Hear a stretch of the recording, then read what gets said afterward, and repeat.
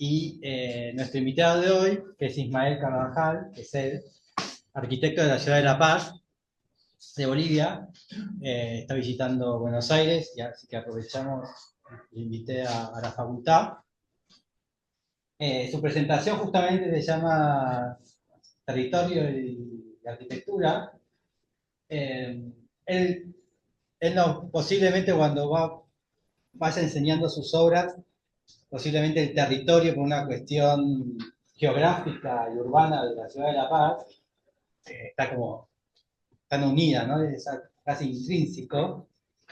Una vez conversando con él, ha dicho, en La Paz no existe un terreno igual, en La Paz no existe el terreno plano, ¿no? Siempre hay que actuar con las pendientes. Y, y bueno, es un arquitecto contemporáneo con una fuerte incidencia de la arquitectura moderna, como la especie esta de International Style, que puede ser de nuestro Mayor Roberto Álvarez. Creo que has estudiado con Elio Piñón. Elio Piñón, para los que no lo conocen, es un arquitecto catalán. Fue uno de los primeros profesores o arquitectos que vinieron a Sudamérica, sobre todo a Argentina, y estudió la obra de Mayor Roberto Álvarez, y fue como un gran propulsor del International Style. Vos es un máster en... Sí, en la UBA. No, no sé, también en Barcelona. En Barcelona, una parte y en la UBA. Así que bueno, los dejo con Ismael. Bienvenido. Bien, gracias. Bien, buenas noches a todos. Como bien dijo acá mi anfitrión, creo que hay partes singulares de lo que vamos a ver hoy. Para mí es un placer estar otra vez en Argentina. Yo me quedé 10 años en Argentina, viví 10 años acá, una época dura, desde 2003 al 2013. Así que conozco muchas cosas de capital, conozco muchas cosas de provincia. En algún momento todo puede pasar en esta ciudad. Puedes tranquilamente estar recorriendo tranquilamente los bosques de Palermo y a las 6 de la tarde puedes estar saltando de un tren en llamas. Buenos Aires tiene esta clase de cosas. Y a mí me tocó vivir una etapa complicada y compleja a nivel económico, a nivel social, a nivel político en Argentina. Y siempre es grato volver.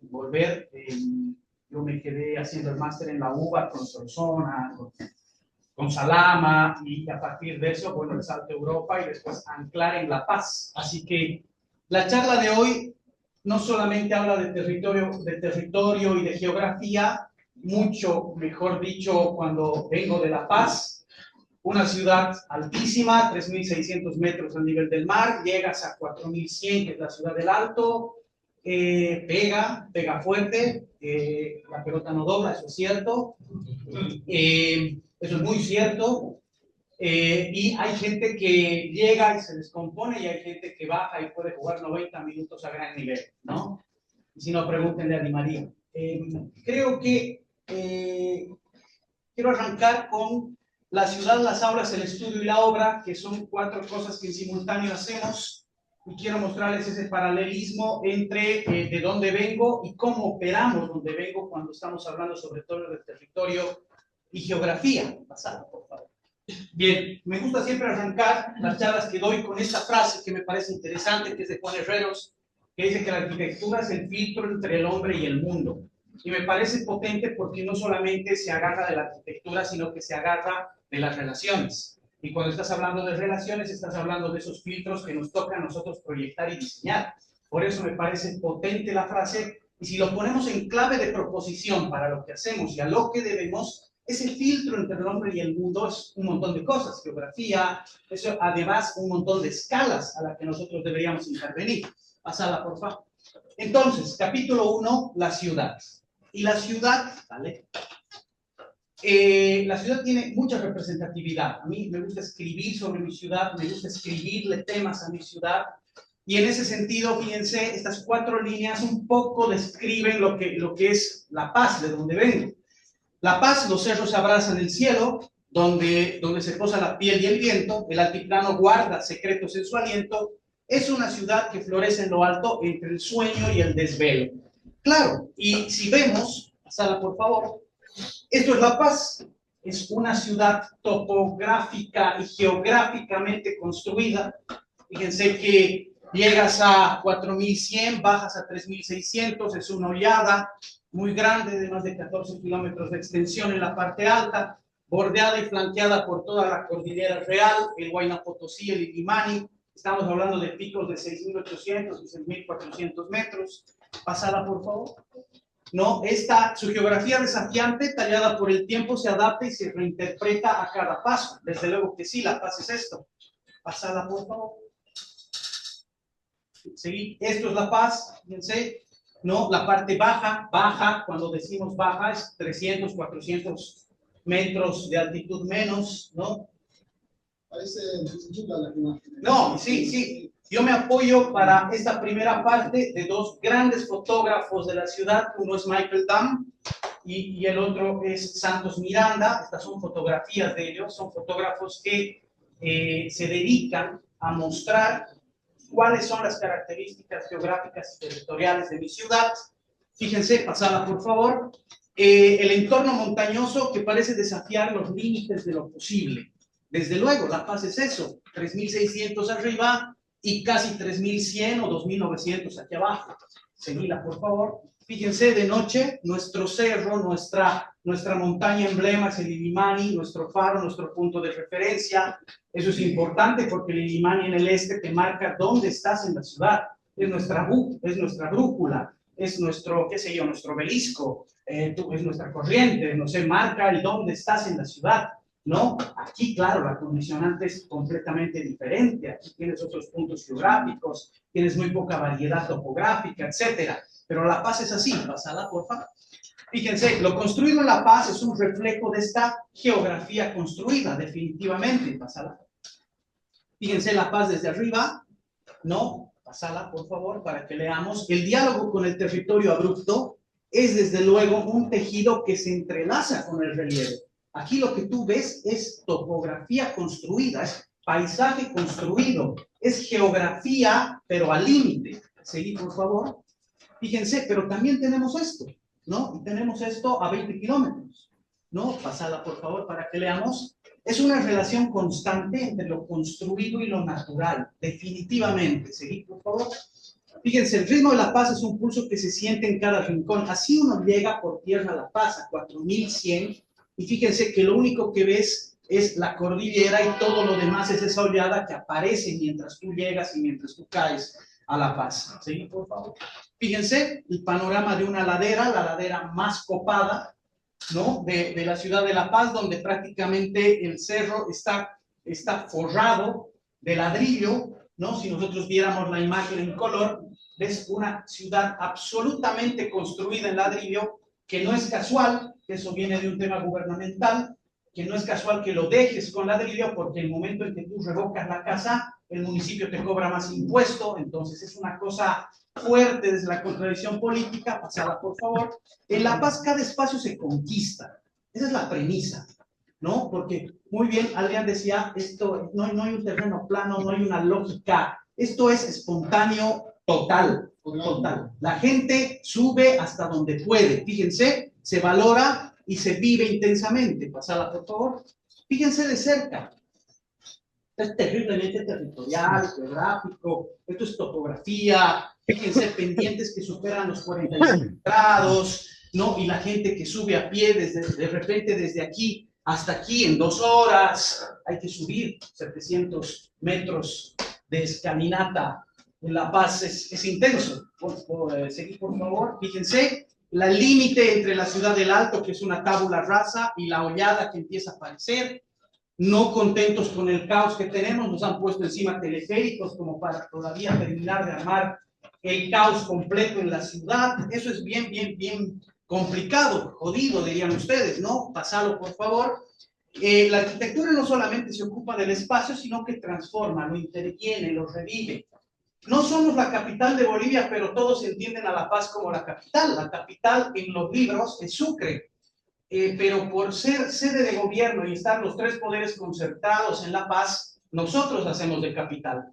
Entonces, en La Paz están todos los quilombos. ¿Por qué? Porque en La Paz hay protestas, en La Paz hay piquetes. Si bajan los mineros, te tiran dinamita en los pies. A 2 cuadras hay una fiesta patronal y están bailando. De repente en esta calle en la mañana aparece un mercado y en la noche es otra feria. Entonces hay un ritmo constante de apropiación del territorio muy singular que después lo vamos a ver. Adelante, por favor. Y fíjense, no solamente tenemos los nevados, sino que tenemos esta condición natural que delimita un poco y articula nuestra referencia geográfica sobre el paisaje. Pasada, por favor. Una constante referencia entre lo visual y lo simbólico, así como tenemos el Illimani, nuestro pico estrella nevado. Esta es la muela del diablo que marca el sur. Entonces, el sur, el este están siempre delimitados por lo geográfico. Pasada, por favor, fíjense, la parte alta del alto y la oleada y en el fondo, seguila, por favor. Siempre recordando al habitante esa estrecha relación entre la arquitectura, el paisaje, el territorio y su geografía. Rafa Iglesias decía, profe mío también en algún momento en la UBA, Rafael Iglesias decía que nosotros somos como que más geográficos que históricos, porque el latinoamericano casi que comparte más paisaje que historia. De hecho, la palabra paisano viene de paisaje, de levantar tu mano así y decir, hola, nos reconocemos y nos identificamos porque compartimos el mismo paisaje. De hecho, por eso también viene tanta hermandad entre ustedes y los uruguayos, digamos, ¿no? Porque tienen como gran nexo el Río de la Plata. Nosotros con los peruanos compartimos el lago Titicaca, con los chilenos compartimos la cordillera y con Brasil compartimos un montón extenso de Amazonía que nos hace más paisanos, ¿no?, que históricos. Entonces, por ahí el paisaje se recomienda explotarlo bien. Fíjense, cuando estás bajando las laderas paceñas, es una ciudad que se mira constantemente, frente a frente. Tú sabes muy bien lo que pasa kilómetros al frente, porque te estás mirando sobre esa hollada. Pasarla, por favor. La Paz habla de un equilibrio entre lo dinámico y lo estático. Es una ciudad frenética, es una ciudad ansiosa, es una ciudad con eterno movimiento. Pasarla, por favor. Y fíjense cómo puedes tú bajar gradas, bajar escaleras y de repente llegar en el centro de la ciudad, terriblemente geográfica, muy topográfica, y donde casi que la arquitectura, que no está hecha por arquitectos, ¿no?, así ha ido trepando y acomodándose en esa geografía. Pasada, por favor. Es un caso de estudio muy bárbaro. Desde luego, lo natural y lo artificial, que tiene mucho que ver. A ver, pasala. Y desde luego, estas situaciones que tú encuentras en la ciudad, pasada, por favor. La arquitectura se convierte aquí en un acto de equilibrio, definitivamente, ¿no? Gravitatorio casi en La Paz. Pasala. Fíjense las condiciones más extremas que tienes, y eso que esto es relativamente consolidado en La Paz. Hay casos peores, pero no los quería asustar en mi primera visita. Eso lo vamos a dejar para la segunda o la tercera en la que me inviten, pero vamos a ver, fíjense, situaciones de ladera, de calle, de todo, y te terminas apropiándote, porque al final, cuando yo veo, por ejemplo, las villas consolidadas por migrantes bolivianos acá, casi que incorporan también esa manera de habitar acá, ¿no? Entonces vos ves algo muy parecido, que no solamente te llevas la cultura y todo lo demás, sino tu misma apropiación del espacio, que casi que le importas, ¿no? A mí me parecía tremendo el caso de estudio de las villas de acá, de la villa de Retiro, porque tú ves casi conformaciones que han empezado como favelas que tienen que ver mucho con Lima, con Bogotá, porque si ven una favela boliviana, también pueden ver una favela colombiana, una favela peruana, venezolana. Todos tenemos casi la misma problemática de apropiación de espacio y densidad, sobre todo en ladera y en altura. Pasala, por favor. Desde luego, vértigo, límite y tensión. ¿Qué más?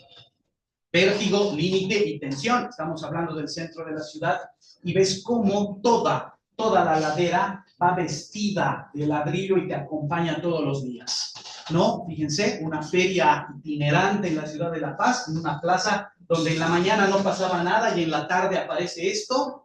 Fíjense que es una feria temporal, pasada, ¿no? Aquí la arquitectura no solamente se adapta al paisaje, pasada, es el paisaje, ¿no? Este es nuestro paisaje, esta es nuestra impronta al momento de armar arquitectura, pasada. Y así, desde luego, todo confluye en La Paz, pasada.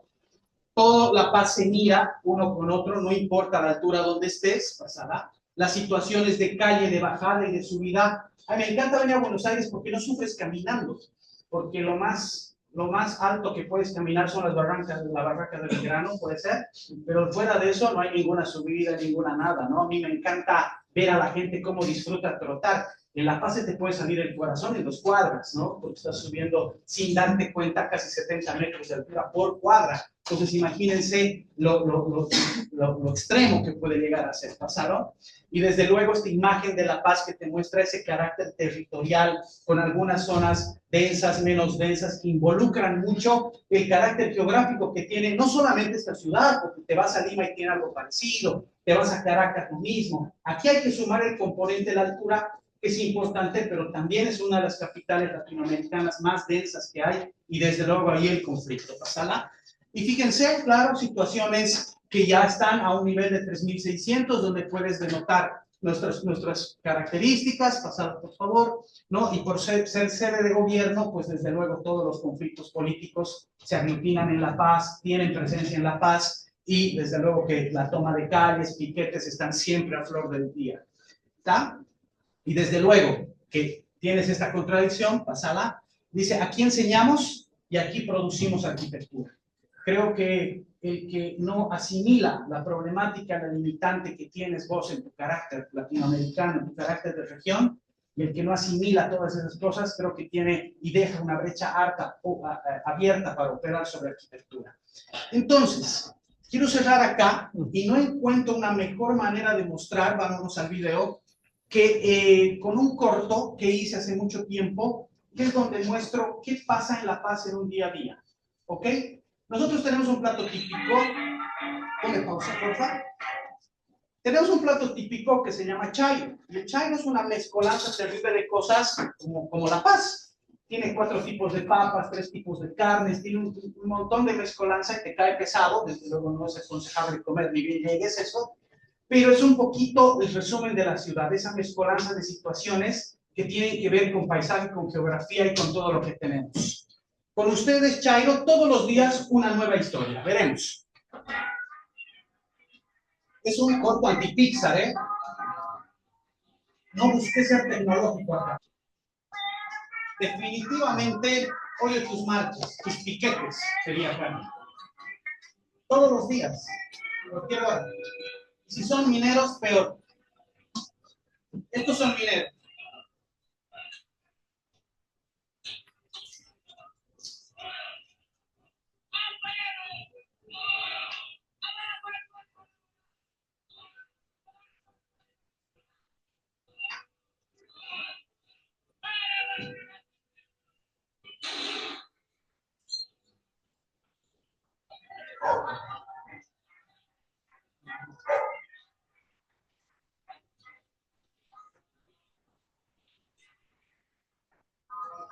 Igual es una bella aventura, ¿no?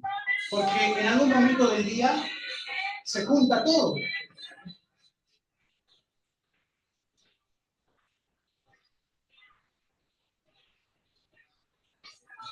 Te ponen cebras de este tamaño para que cruces la senda vehicular. Y eso que no alcanzamos a poner en los teleféricos por encima. Y ahí están los estudiantes tratando de pasar por todo el río.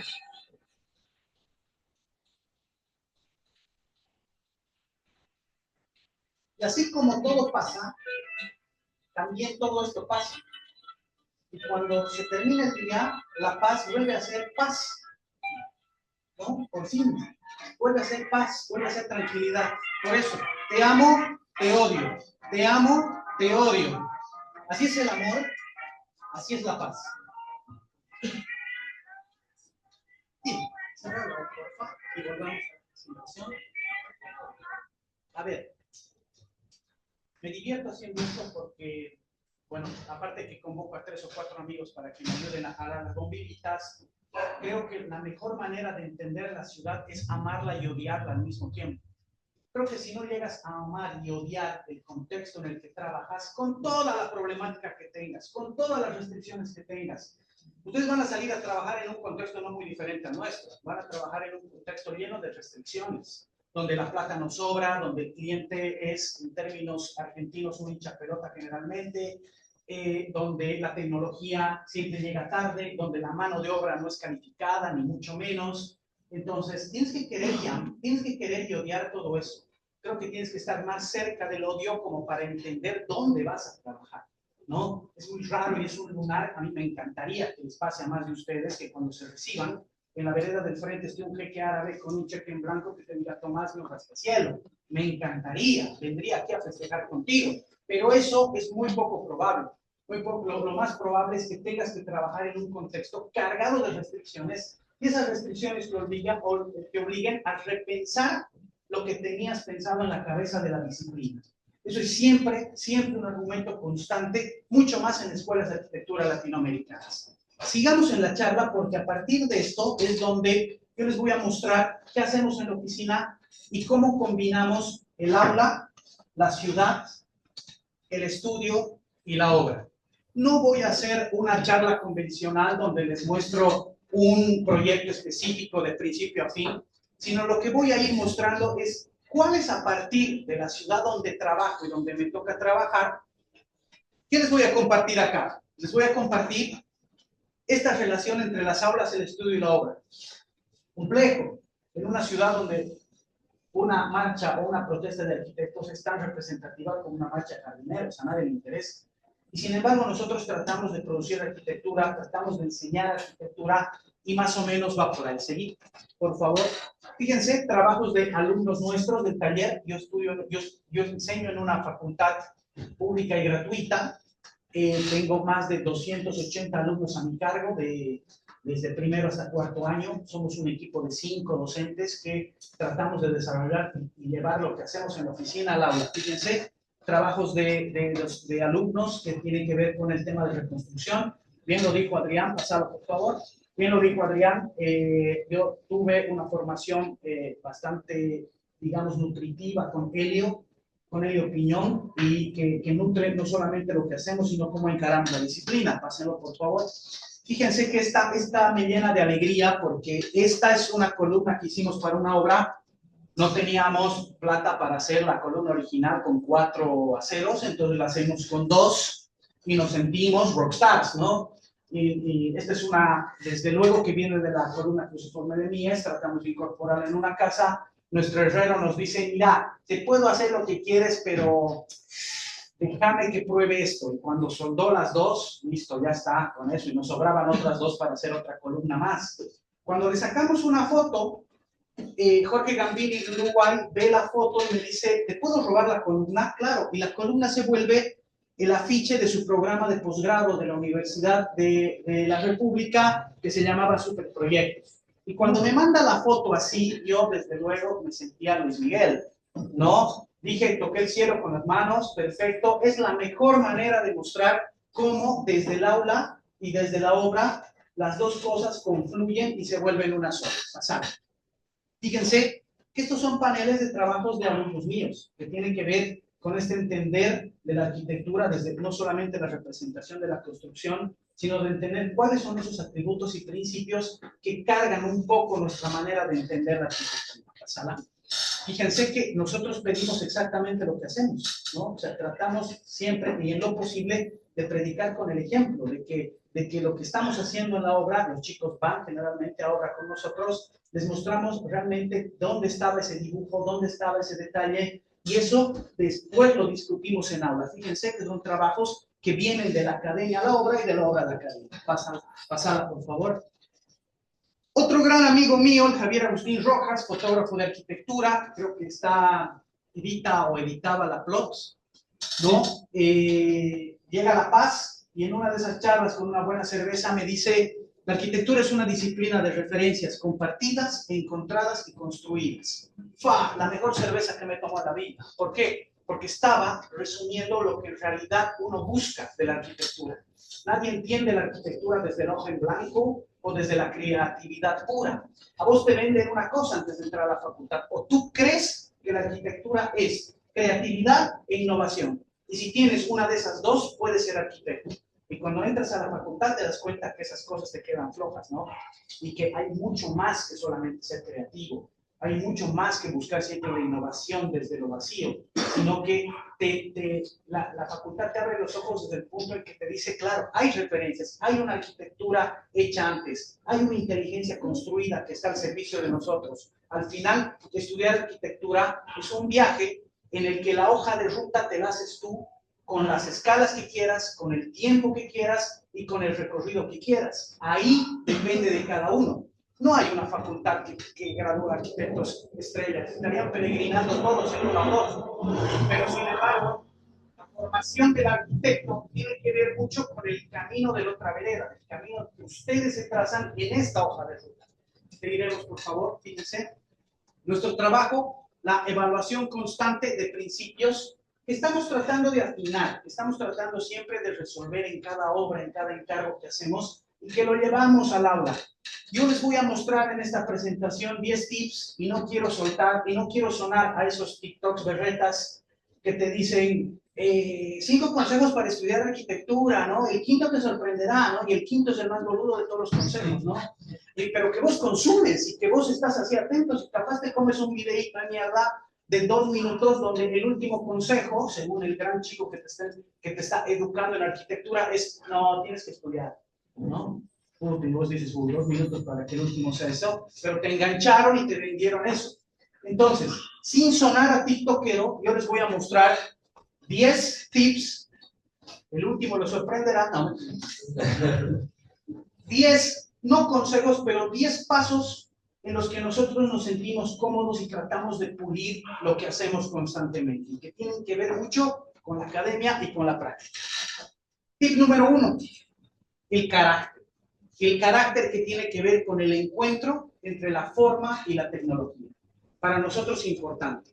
Mucho más cuando venimos de estos países latinoamericanos, que les digo, donde realmente, pasada, por favor, donde no tienes mano de obra calificada, donde no tienes alta tecnología, donde los materiales vienen... yo lo estoy cambiando ya. Sí, olvídate.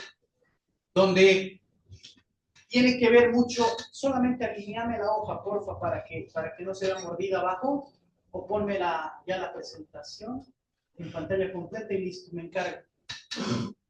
Así no te vuelvo loco. Perfecto. ¿Viste? Bien. Ahora sí, disfruta la charla. Bienvenido, mi nombre es Ismael. Fíjense, el recorte, la pieza, el detalle, la lógica de la tecnología en función a la forma, cómo esa forma en función a la tecnología reafirma la decisión que tomaste. Preguntas que tienen que ver con el génesis de cómo armar un proyecto de arquitectura. A veces nosotros estamos amanecidos con ojeras, 2 días sin dormir, y te das cuenta al final que te estabas rajando tratando de contestar bien a la pregunta equivocada. ¿Por qué no primero haces un stop y te preguntas bien las cosas? Porque capaz si te preguntas bien las cosas ya tienes como que el 50% del problema resuelto, ¿no? Entonces, fíjense, primero, carácter. El carácter y el sentido de las cosas que tiene que ver con esa lógica y con esa tecnología que está al alcance de las manos. Nosotros no tenemos gran industria, no producimos acero, nuestro hormigón es bastante regular, de regular para arriba, vamos a decir. Tenemos apenas pocos sistemas de prefabricación a los cuales les tratamos de sacar el jugo lo más posible. Prefabricamos nuestras vigas, prefabricamos nuestras losas, hacemos un sistema de montaje lo más simple y elemental posible, que se ajuste en tiempos, que acorte los tiempos. Acuérdense que el tiempo también es plata. Entonces, a partir de eso, nosotros desarrollamos una arquitectura con lo que tenemos. Pero esa lógica y esa tecnología tiene que ver y va de la mano de lo que tenemos, del recurso material que tenemos. Y nos tratamos de inculcar a nuestra mano de obra, que ya tiene más de 6 años con nosotros. Yo no quisiera mostrarles mi primer muro de hormigón visto. Era un desastre, me da vergüenza, ¿no? Y el maestro albañil que hacía el muro decía, no, pero en serio hay que encofrar así, pero en serio hay que modularlo así, pero es que hagámoslo así nomás, pero es que es necesario, pero es que yo sé hacer de esta forma. Y nosotros casi que teníamos que sentarnos al lado de él y decir, no, ¿sabes qué? Es que nosotros queremos conseguir esto, queremos que esto esté así, queremos optimizar el material, usar el fenólico completo para no tener que contagiarlo. Y el otro era como que, pero en serio, y nos los hacía mal, de verdad que nos los hacía mal. Nos tienen que demoler 2 o 3 muros, precisamente porque salían desastrosos, ¿no? ¿Qué pasa? Regla fundamental, el que repite no perfecciona. Así quieras hacer arquitectura o así quieras tocar guitarra. O sea, nadie toca guitarra, nadie le mete una de Cerati a la primera que toca guitarra. Tienes que estar con los dedos entumecidos, rompiendo las bolas en tu familia, todo un mes, para que tu viejo te diga, deja de tocar esa porquería porque no suenas a Cerati, y capaz en un mes sí suenas, ¿eh? Capaz en un mes sí. ¿Pero por qué? Porque el que no repite, no perfecciona. Y llegas a pulir tanto que hasta cantas después. Y que no tienes que estar mirando las pisadas ni los acordes porque ya dominas una técnica. Nosotros queremos ir por ahí. Nosotros queremos siempre y buscamos repetir para perfeccionar. Eso tiene que ver mucho con dos, la estructura, el soporte de la forma. Tratamos de que todas las obras ya sean la estructura. Tratamos de que la estructura ya represente todo eso. Yo, si tengo que decir que me pasó cosas maravillosas en mi estadía en Buenos Aires, es que en algún momento tuve la suerte de codearme con un par de grandes, ¿no? Y lo digo desde total humildad y con el mayor orgullo, ¿no? Mi profe de facultad era Hugo Solsona, hice algunas pasantías en Mario Roberto Álvarez, y una de las cosas lindísimas que me toca a mí hablar es que cuando en una de esas charlas que te revisaban el proyecto, un día Mario se me acerca y me codea el hombro y me dice, pibe, vos tenés que ser, y voy a tratar de imitarlos, ¿no? Vos tenés que ser 90% ingeniero y 10% arquitecto. Yo no le entendía nada, ¿no? Yo bajé, me metí al subte y seguía riendo y decía, ¿me puteó o me halagó? ¿No? ¿Qué me quiso decir? Y era una cosa increíble, ¿por qué? Porque me estaba diciendo que donde la estructura está, ya está el proyecto. Y eso es lo que tratamos de hacer, que el proyecto ya sea elementalidad estructural, que la estructura ya sea el proyecto, que no lo delegues para el ingeniero, que pasa mucho en mi contexto, que dicen, no, ¿quién resuelve la estructura? El ingeniero. ¿Quién resuelve la luz? El luminotécnico. ¿Quién resuelve la cubierta? El techador. Bueno, entonces, ¿qué resuelves tú? Si todo lo vas a hacer, o sea, en Bolivia hay proyectos que se hacen con 6 dibujos y después sálvese quien pueda. Entonces imagínense dónde está el control si lo que nosotros, y fíjense que este es el plano de un lote regular en la ciudad de La Paz.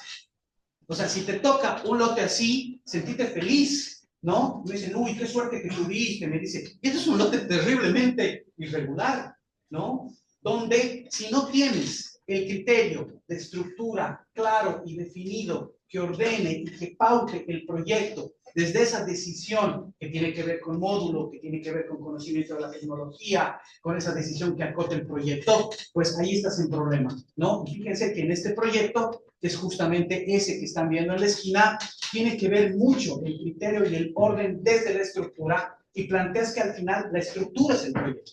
Entonces se matan por un viaje y quieren recorrer el mundo, y si te vas a Roma, lo que ves es el Coliseo. ¿Qué estás viendo del Coliseo? La estructura. ¿Qué quedó? La estructura. Te vas a Grecia y ves el Partenón, ¿y qué quedó del Partenón? La estructura. Bueno, te vas al Cusco, ¿y qué quedó de la estructura? ¿Qué quedó de la ruina? La estructura. Cuando le preguntan a Paulo Méndez da Rocha y le dicen, Paulo, ¿cuál es el edificio más lindo del mundo? Y Paulo te dice, las pirámides. ¿Por qué, Paulo? Porque son las máquinas de su propia construcción. ¡Fua! Listo, cerrar el estadio, andate a llorar. Claro, dice, claro, te dice Paulo, no podían haber hecho un cuadrado, tenían que haber hecho una diagonal. Y en la diagonal está el éxito de la construcción de las pirámides. ¡Fua! Listo, matate. Claro que sí. ¿Por qué? Porque te está dando una lógica que viene del criterio estructural, porque viene de esa relación entre la tecnología, la técnica y la lógica formal posterior. Fíjense que el proyecto termina siendo estructura, con unas losas prefabricadas que las ponemos acá, que las montamos así, pero el 80% del proyecto es estructura. Tip número 3, el repertorio. Gramática y sustenciones. La arquitectura viene de la arquitectura. La arquitectura tiene una base sólida en la inteligencia construida que está al servicio de ustedes. Ahora, si la quieres mirar o no la quieres mirar, ese ya es tu cuento. Pero para el que lo quiere mirar, quiere decir saber identificar y reconocer cuáles son esos atributos y principios que hacen a una obra solvente a lo largo del tiempo. No porque lo diga yo ni lo digan sus profes, pero evidentemente hay cierta grandeza en edificios que han superado la barrera del tiempo, que son atemporales, que le han ganado al tiempo, algunos en Brasil, hablando de Latinoamérica, otros en Buenos Aires, otros en Bolivia, ¿por qué no? En Lima tenemos otros, en Bogotá muchos otros. ¿Cuáles son esos autores? ¿Cómo pensaban la arquitectura? Yo sé que el paulista le ha dado ya 3 o 4 vueltas a la arquitectura y está dándole otro giro de tuerca siempre, que ya es generacional. Pero claro, ¿por qué? Porque ya has aprendido de un edificio que era 80/100. Y ya has aprendido de un edificio que tiene 80/100, ya está. Gran frase de cabecera del Helio. Al edificio no se llega, del edificio se parte. Y quiere decir que un estudiante y un arquitecto debería tener un repertorio de información personal que nutra sus proyectos de arquitectura. Fíjense en este caso y en este apartado del tip 3, maquetas de un proyecto de una clínica, que desde luego esta clínica no apareció del ojo en blanco, ni de la creatividad, ni de nada. Apareció porque esta clínica tiene un padre, tiene un abuelo, tiene un bisabuelo, que tiene ciertos resabios de la arquitectura paulista, que tiene cierta modulación de la arquitectura latinoamericana, y fíjense que donde nuevamente la estructura comanda todo, y la estructura hace rigurosamente ese carácter expresivo y formal dentro de la obra de arquitectura. Y desde luego, si miran esto, miran un poquito de Paulo, miran un poquito de Reidy, miran un poquito de Le Corbusier, viene de todo esto. Claro, ese bagaje y esa hoja de ruta que está a la mano y a la mano de nosotros y que nos hace acercarnos a ciertos autores y desde luego alejarnos de otros. Fíjense, desde luego que tiene que ver con esto, con este tipo de proyectos que desarrollamos en La Paz. O sea, fíjense, yo les acabo de mostrar una ciudad donde de repente la arquitectura pasa a segundo plano. Sin embargo, nosotros a todo ese caos, a todo ese mercado, tratamos de darle un carácter, un sentido, una nueva línea, un nuevo lenguaje que te incorpore, no importa si es en La Paz o en Santa Cruz o en las zonas más calientes. Tip 4, regularidad, la expresión clara y evidente. Tiene que ver con esa lógica de la síntesis, de los elementos y la toma de decisiones en clave de proposición que armonicen y que configuren un asunto tremendamente formal, elemental. Me acuerdo del tablero del Volkswagen Escarabajo, ¿se dice acá? Sí. Del Escarabajo. Nosotros decimos peta, en México le dicen bocho. Si ustedes se fijan ese tablero es tremendamente elemental. Ese tablero tiene el velocímetro, ¿no? El medidor de nafta, 2 palanquitas para los guiñadores y para de contar. Es un tablero que le ha ganado al tiempo, es un auto terriblemente atemporal. Versus el último importado que puedan tener, que no sabes qué botón apretar para poner la baliza, por ejemplo, ¿no? Está lleno de botones, lleno de perforaciones, lleno de todo. Y si le pasas la escoba o el plumero a ese tablero, queda realmente lo elemental. Creo que esa búsqueda es lo que nosotros tratamos de buscar con regularidad, porque esa regularidad hace que todo tenga su lugar, su orden, su sentido, en el que, por ejemplo, si faltara algo, pues la obra se desvirtúa completamente. Entonces, en ese sentido va el tip número 4. 5, reversibilidad. Otra búsqueda que nosotros tenemos y que afrontamos en la oficina, que tiene que ver con la libertad y la autonomía de los espacios. Aquí me gusta poner mucho foto de obra porque también marca el tema de la coherencia interna y externa del proyecto. Un proyecto debería ser coherente afuera y adentro. No tiene por qué ser otra cosa. La coherencia interna y externa del proyecto habla de una lógica y de una representación formal definida por cada una de sus partes. Eso es tremendamente importante, que las cosas terminadas que hacemos también tengan que ver con la lógica y ese carácter de síntesis que buscamos en cada una de las obras que proyectamos. Punto número 6, consistencia. La atención como garantía. Ser consistente quiere decir llevar el sistema al límite. O sea, otra gran frase del Paulo, ¿no? ¿Has resuelto un proyecto con 4 cosas? Sí. ¿Por qué no las resuelves con 3? Porque el camino de la síntesis no es algo constante. Y desde luego, porque a los latinoamericanos nos complica mucho ser sintéticos, ¿no? Hasta en la forma en que explicamos el proyecto. Yo estoy llegando ahora de Medicaid y desde luego que es un factor, es un factor, es un común denominador, porque cuando les decías a los chicos, explícame el proyecto, y te decían en 20 minutos lo que te podían decir en 2 minutos. No, pasa que esto, que la verdad es que yo quise, que yo probé, que yo intenté, que ta. No, pero ¿te cuesta tanto decir que el proyecto es una barra? Ah, ¿verdad que sí? Sí, claro, es una barra, hubieras empezado con eso, ¿no?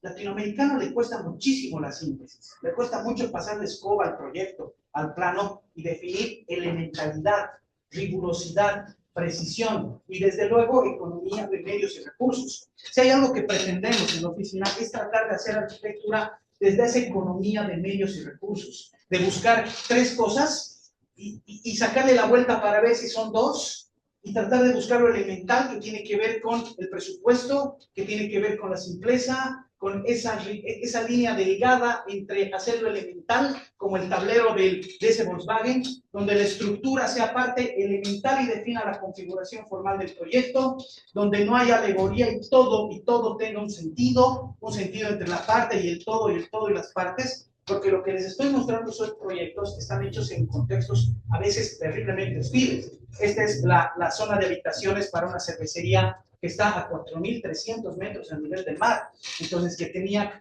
pero sin embargo, que en los días de calor hace una extrema calor y una radiación fortísima, que puedes disfrutar del sol y todo lo demás. Entonces, eso te obliga a ser mucho más riguroso en la toma de decisiones. Punto número 7, lo específico. Y lo específico tiene que ver con el espesor del borde que armamos. Si hay algo que hace el arquitecto, es definir bordes. O sea, creo que el trabajo del arquitecto es plantear, y me acuerdo de la frase de Herreros, que te dice el filtro entre el hombre y el mundo. Creo que cuando hablas de ese filtro y lo quieres llevar a la arquitectura, quiere decir armar el borde. Como si este cerramiento no sea un borde, como si esta pared no fuera un borde, como si el borde que está definiendo el pasillo al paliar del ascensor no sea un tratamiento de borde diferente. Creo que pensar en el borde tiene que ver con ese carácter de localía que le podemos dar al asunto.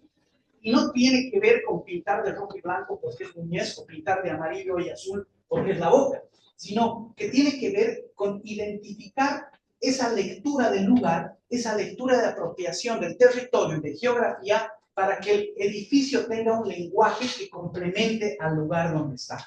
Y desde luego, ese borde puede ser ese borde puede ser el contexto del bosque, como en la casa del bosque, que ahí sí que hemos sido nada creativos con el nombre, pero fíjense que el borde es una pregunta y una interrogante constante en el trabajo. ¿De qué es? ¿De qué grosor es? ¿Qué cierra? ¿Qué muestra? ¿Qué oculta? ¿Qué relaciona? Gran frase de cabecera, que también la tomo y la adopto siempre. El arquitecto ve relaciones donde todos los demás ven solo cosas. Eli. ¿Y por qué? Porque creo que eso nos distingue del doctor, eso nos distingue del colectivero, eso nos distingue del remisero, del carnicero, del economista o del profesor. Porque el arquitecto ve relaciones donde todos los demás ven solo cosas. Y si el arquitecto es capaz de identificar y reconocer esas relaciones, creo que estás acercando a tener el ojo cada vez más fino. Y no hay nada mejor que un estudiante de arquitectura o un arquitecto que tenga el ojo fino, que tenga el ojo acomodado y que haga de la visualidad una práctica de decir, ¿por qué este edificio me interesa? Porque tiene A, B, C y D. ¿Y por qué se me interesa menos? Y no hablar si el edificio te gusta o no me gusta, porque te puede gustar una pasta o te puede gustar la polenta, pero no te puede gustar un edificio. El edificio te interesa o no te interesa.